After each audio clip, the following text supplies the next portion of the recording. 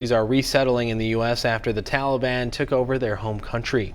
Katrina Lim sat down with one Hmong refugee who draws parallels from his search for safety to what Afghans are likely experiencing themselves. If we stay, we might be killed. Jongcha Her was 18 years old when he fled Laos by himself to come to America. I came to the United States in April 1980 to Fort Bend, Indiana.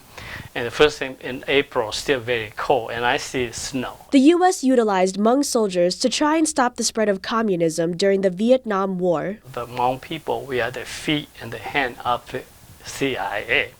So we had a lot of rumors saying that they will wipe out the feet and the hand of the American people. Even after the war was over, Her says the Hmong people would have been persecuted for helping the CIA for years. Many of my relatives, they've been put into what they call education camp and then go for good.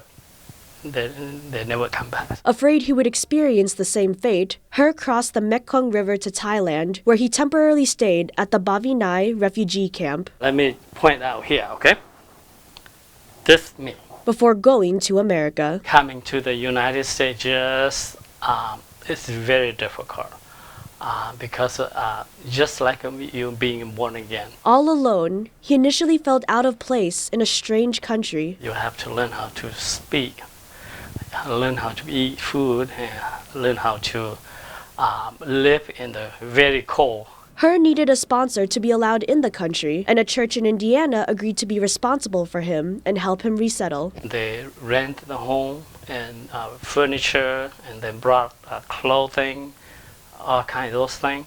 And they also had to go and bought some food for me too during that time because I really don't know where to go. It took him nearly 3 years before he could fully understand English and even longer to comfortably speak it. Being a refugee is very difficult. Like I said, you have a lot of hurts and pain because you're missing a lot of family members. Eventually, he grasped the language well enough to not only earn bachelor's and master's degrees in ministry, but also a PhD in family counseling. I'm so proud and I'm so glad. Dr. Her now works in Eau Claire and hopes Afghan refugees will get the same opportunities he did. We need to helping them how to survive here.